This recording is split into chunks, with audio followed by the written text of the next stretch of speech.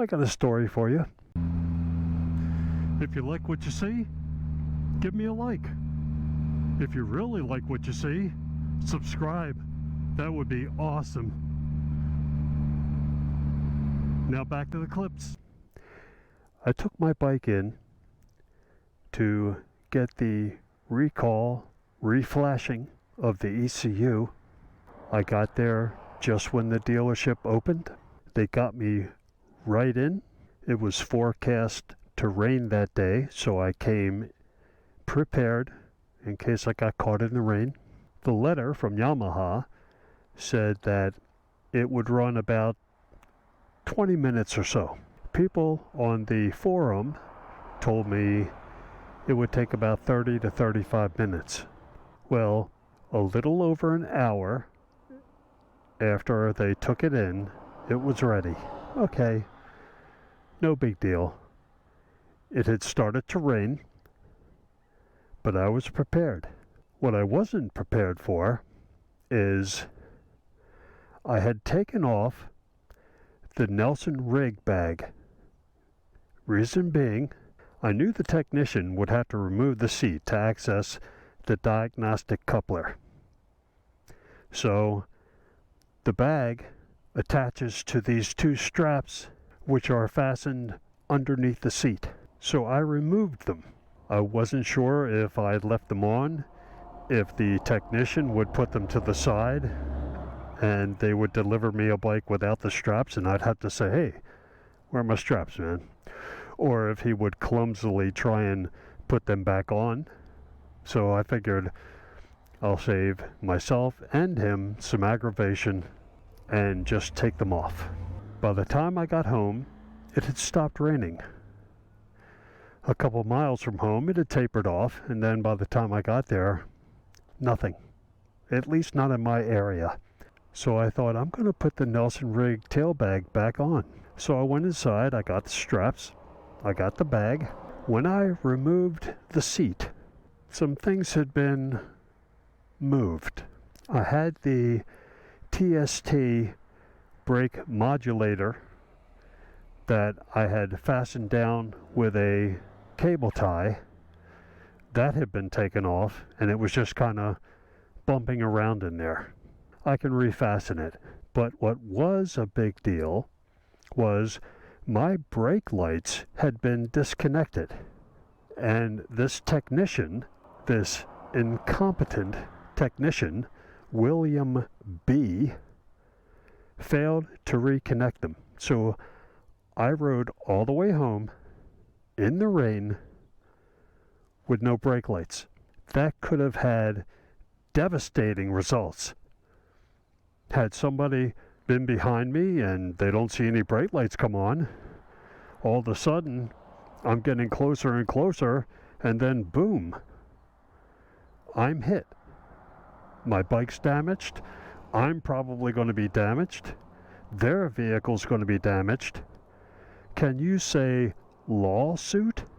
And I would have had evidence, because I put this helmet on and I turn on the GoPro before I even go out the back door.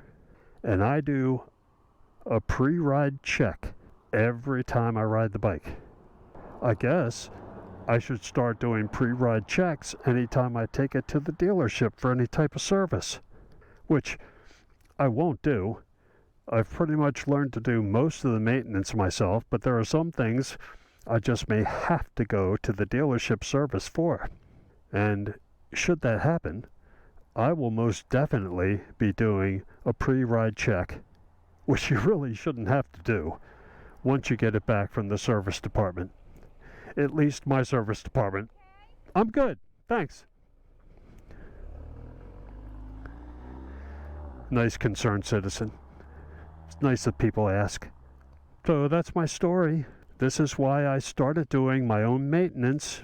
As far as I'm concerned, with my dealership's service department, they can't be trusted. I'm sure there are a lot of great technicians and service departments out there. Mine, for whatever reason, lacks. And it may be because I live in the Baltimore area. This dealership is pretty much the only game in town.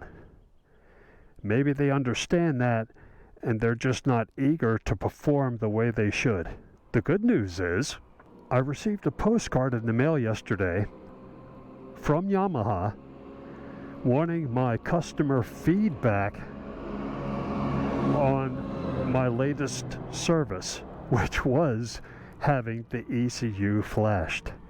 And boy, did I leave some feedback for them. The following day, from getting the bike back from having the ECU flashed by the dealership because of the recall, I took out the ECU and I sent it back to Two Wheel Dyno Works. I had sent it to them a little over a month earlier, and when I got it back, everything seemed to work well, but I wasn't real happy with the engine braking. It was still abrupt. So I contacted them and I told them about it, and they said, well, send it on back, we'll take care of it. And in order to send it back, you have to pay postage both ways, guys and gals. But okay, I did it. And then when I received it back from the second reflash, I still wasn't satisfied with the engine braking. It was as if they hadn't touched it. Maybe just, take it out of the box, put it in another box, and mail it back to me. And then a couple weeks later, I got my letter from Yamaha for the recall. So I sent it back after the recall flash, got it back, and everything seems to be working nicely. I haven't tried out the engine braking, but I'll do that in a couple minutes, so hang around.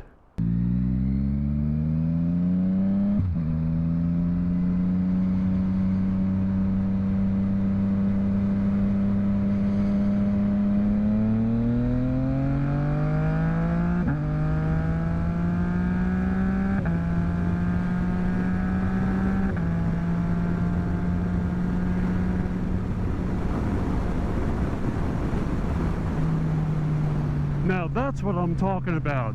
That's what I want. Good job, Two Wheel Dyno Works.